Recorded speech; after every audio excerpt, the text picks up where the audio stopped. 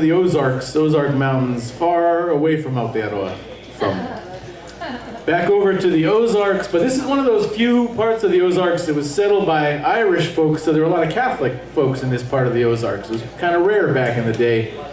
But this story's Mary Calhoun. Already you've got the Irish name of Mary Calhoun. It was the Calhoun family. They lived up in the Ozarks. And Mary Calhoun, her father, Old Man Calhoun, one night, they say it was Halloween. I think maybe they just fudged the date because it's creepier that way. But it was sometime in October. That's a fact. He was walking home late at night, and he took a shortcut through the graveyard. And Old Man Calhoun, he got tired. So he stopped and he sat down on one of the tombstones. He put his walking stick down, and he sat there and rested. Then finally he got back up, kept on his way. By the time he got home, he realized that he didn't have his walking stick with him anymore. Now, he was exhausted. He was pretty old, so he asked his daughter Mary if she wouldn't mind walking up that windy hill and going and fetching his walking stick. So she did. She went up to that old Ozark graveyard. She found the stick. It was kind of lodged in a crack in the earth. It was where one of the graves had caved in, and the stick is kind of stuck in there. And so she reached down and she tried to pull it out, but it was stuck on something. And she was yanking on it. Something was really had hold of this walking stick. And then she felt something tugging on the hem of her dress. And before she knew what happened, she felt something crawl up the back of her dress. Something light and husky. Didn't weigh anything at all, hardly, but it crawled up the hem of her dress, crawled up onto her shoulders, and then she could feel it digging these kind of claw-like fingers into her shoulders. Felt this light thing up, and it spoke right into her ear. And it spoke with a voice that was like the wind blowing through the cornfields. And it got right up in her ear, and it said, "Take me out of here. Take me into town." Now she couldn't resist it. Something about this thing grabbing hold of her, it had power over her. So she walked kind of stiff-legged, but she walked out of that graveyard. She walked down the hill into town and said, "Take me to someone's home." And she just sort of walked through town, and she got up to the gate of the first house, and that thing, it kind of recoiled, and it said, "Not in this one, there's holy water in this one."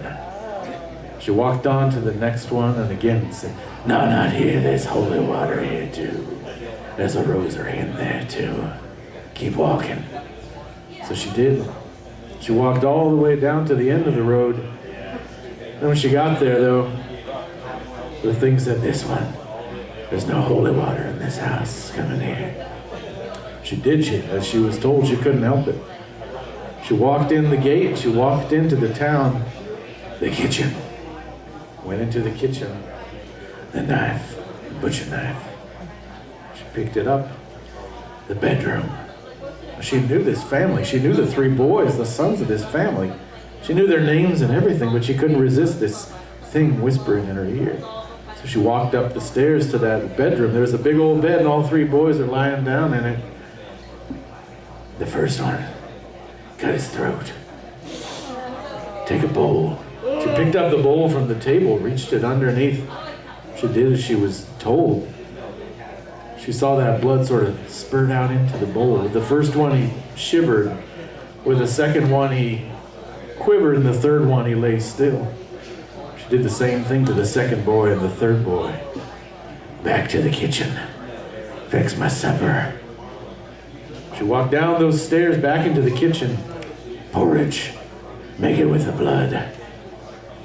She went down there. She got that porridge violin and put the blood into it, cooked up the porridge for that thing, and then the thing finally crawled off of her back, and it sat right up here at the table, sat there almost gentleman-like, kind of sat there, tucked its napkin in it. She could see it was the body of somebody who used to be a man.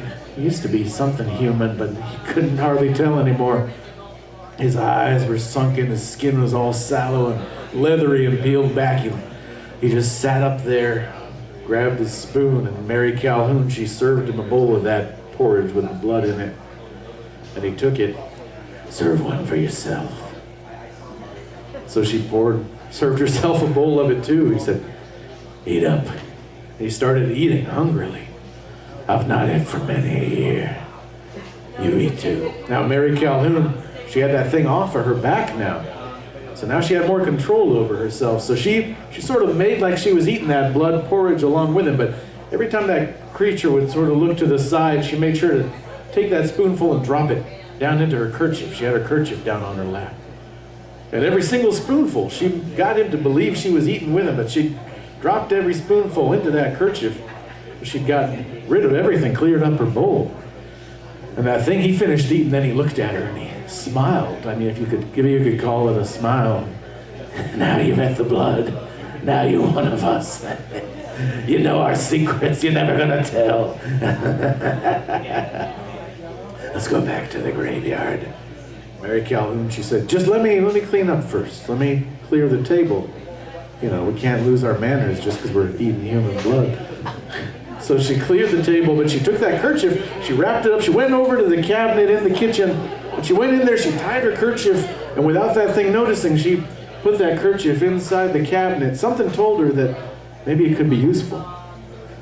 She cleared the plates, and then she went back, and as they were leaving that house, she heard the parents of that family waking up and heard that wailing and crying coming from upstairs. And she was walking away with that thing right back up on her shoulders again. The thing started laughing again. You don't even know.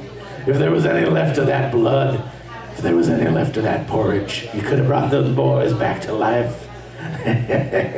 You've had the blood now. I'm headed back to the graveyard. So they went back to the graveyard.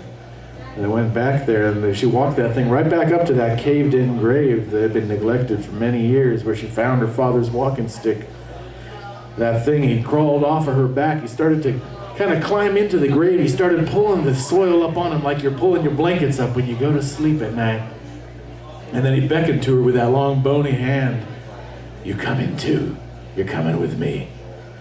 She said, no, I'm not. You must. You've had the blood.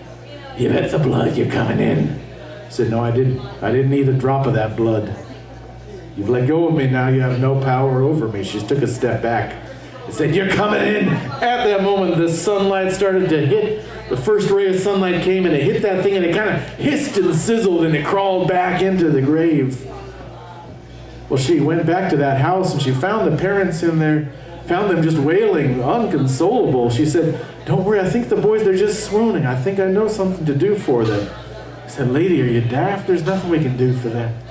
She went, she got that kerchief out of the cabinet in the kitchen, pulled it back and found a spoon, and she went to the first boy, fed him a spoonful. He shivered. Fed him another one, and then he quivered. And with the third one, he kind of woke up again. Did the same to each of the boys, and it brought them all back.